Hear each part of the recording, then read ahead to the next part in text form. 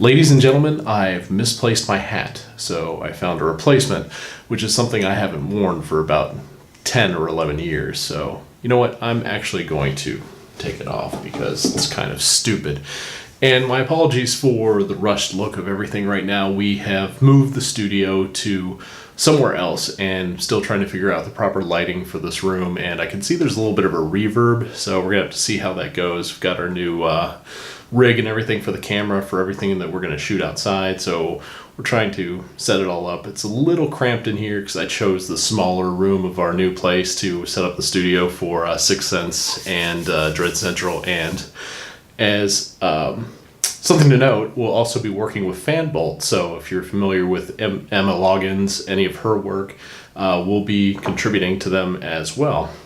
And today, when I got home, I saw this thing, and at first I wasn't sure what it was because it was behind. I have a little screened enclosure in front of my front door, and I saw this side first, and I could just barely make out what it was when I was walking up, and I thought, oh no, don't tell me that we're already starting to encounter psychos in our neighborhood, because we moved into the place where Edward Scissorhands was filmed. We are a 2-minute walk from the main house and the cul-de-sac where the castle was and everything. So you don't know when you're moving into a place that once was a filming location, are there crazy people, and once they find out that you work in the industry, are they going to start dropping weird stuff off, but you were just showing up. Luckily we haven't had any of that yet. So, but yeah, I wasn't so much concerned with what was in it, but what our mail lady thought, because we're brand new here, and so you don't know when you see a package that has all this hand-painted stuff that is kind of creepy, that references me specifically by name on 2 sides, and it's a nice blood-colored paint. So yeah, so this came to us from Aviron Pictures, and back in June I was out there with another journalist from Coming Soon to do a set visit for The Strangers Pray at Night, the semi-sequel to the original Strangers movie with that came out in 2008, I believe. We just watched it a couple months ago, so I can't quite remember. I remember seeing it in theaters. I just can't remember the date, but I'm pretty sure it was 2008. So let's see what it is. It's rattling around a little bit. I don't know if that's because shipping it all the way from Beverly Hills here to this little north side of Tampa that we're in, if it made it okay. So let's see.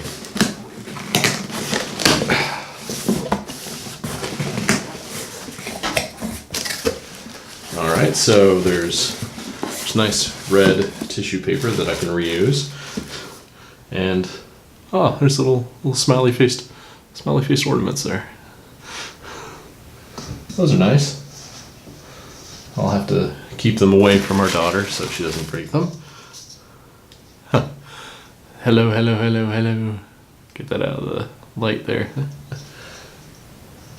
You know what? You are going to be put to some good use, Mr. Cowboy Hat from the Cowboy Store. There we go. And there's 2 more. And one is doll face. Or pinup. I'm sorry, it's pinup. There's Dollface. There's not a 4th one for Bagman though. And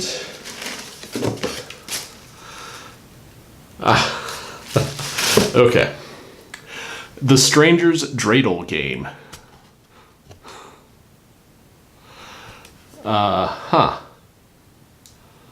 Build the pot. Each player puts 1 piece of gelt. Okay, so if you've ever played the Dreidel game before, which I have a few times when I was younger, every Christmas we had one Jewish girl that was in my class from like 2nd grade to 5th grade.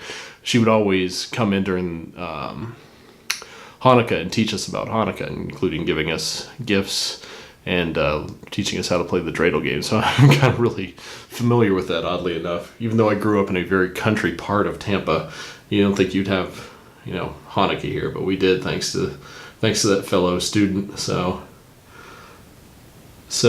let's see. The pinup is none. Dollface is Gimmel. Hello is Hey. And the smiley face is Shin. So that's interesting. It's an interesting holiday gift. And I'm guessing that this little sack here is probably a dreidel and maybe some gelt.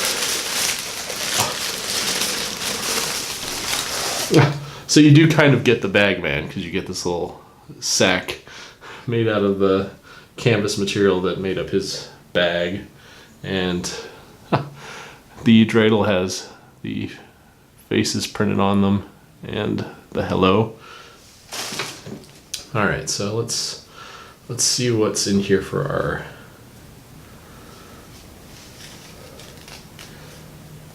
coinage. And they are little little gold coins that are also, yep, they are chocolate. Yeah, you can just, they're kind of hard to see because the lighting now, because of the way the studio is set up, it's really close. So yeah, so you got little Mazel Tov chocolates here. Oh, I haven't seen them in such a long time because I don't really know anyone that celebrates Hanukkah. So that's kind of cool. That's actually really nice. It's like when Netflix sent that little Viewmaster. That's just it's a creative little studio gift. So I am very happy to get those. I'm gonna possibly hang these up on the tree. It depends. It depends on what Michelle says. I'll have to send her a picture and see if she will approve that, because mostly Christmas, when you have a kid, and Christmas is really no longer about you and your spouse or your loved one. It's more about your child than anything else. So that's actually really nice. I'm going to see if I can find a tiny little display case for that. I might take one of my little baseball display cases and put that in there. That's awesome. That is a very unexpected thing. So thank you very much, Aviron Pictures. And I reached out to Aviron a couple weeks ago to see if there was any word on when we could start releasing our information as far as our set visit. Nothing yet, so we're still on hold. They didn't give me a date or anything. It's considering the movie's coming out in a few months, so probably pretty soon we'll be putting that out. And also more news, if you haven't noticed, that Entertainment Weekly got the exclusive trailer for Altered Carbon, which was also a set visit I was on back in what was that, March? Yeah, back in March. So we still got that on hold. All the video for the interviews is all cut and ready to go. I've edited all that. The set visit articles themselves are several. There are about 6 or 7 altogether. They're already fully finished, uploaded, just waiting on the go-ahead for that embargo to get lifted, and then we can publish those. So hopefully, since Altered Carbon's coming out in February, we should be pushing that out. I'm gonna guess in January, going based on the previous work I've done with Netflix. It's usually about 3 weeks ahead of a release date is when you start pushing everything out. So it might even be before then, because we have so much content to publish. So yeah, it's going to be a very busy beginning of the year. So that's everything for now. Any further updates besides that? I don't really have a whole lot.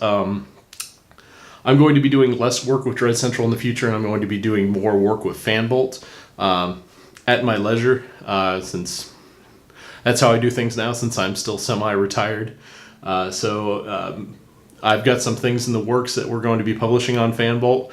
I just have to get some more people involved to do it, because it's kind of hard to work the camera and be in front of the camera at the same time when it's just me. So I've got some people lined up who are interested in doing that. So we'll be producing quite a lot of content. And also, Lisa Marie Cart contacted me last week about a project that she would like to do. Where it's sort of like MST3K and Riff Tracks meets a drinking game meets cult horror classics. So it's basically, I believe the premise is her and I riffing on a movie and also playing a drinking game at the same time. So Given my tolerance for alcohol is very low because I don't drink hardly ever, so that'll be interesting. And Lisa's got a higher threshold than I do, so we'll have more information on that coming up. I apologize for no hat, so you have to put up with my bald head today, and I needed something that contrasted with the black background, so it's DuckTales today. So, all right, thank you very much, everyone, and stay tuned. Like, subscribe, comment, thumbs up, thumbs down, whatever. I engage with my commenters, so if you have anything to say, good or bad, I will engage with you, because that's what social media is all about. And odds are that this will not make any revenue, because it's got some messy red stuff in it, so I'm sure the algorithm for YouTube will probably flag that. So yeah. All right, thank you very much. You can find me on Twitter at 6 Cents. You can find me at 6cents.com. You can find me on Dread Central. Soon you can find me on Fanbolt. You can find me on Instagram, all that stuff. All the links are in my thing. So thank you again very much. I gotta stop saying thank you, because I know I say that way too much. Even at the end of my interviews, I repeat it like 10 times. And there is a interview going up probably right after this one, an interview with Emma Loggins herself from Fanbolt. So you can learn more about her, and she is a entrepreneur extreme. She has many fingers in many pies.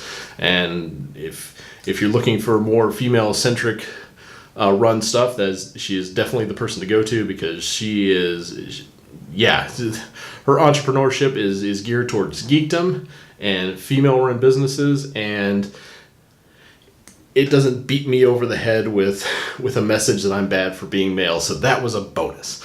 All right, that is it. I am done. I'm going to try to shut this all down, because Delia is asleep and I don't want to wake her up. So see you later.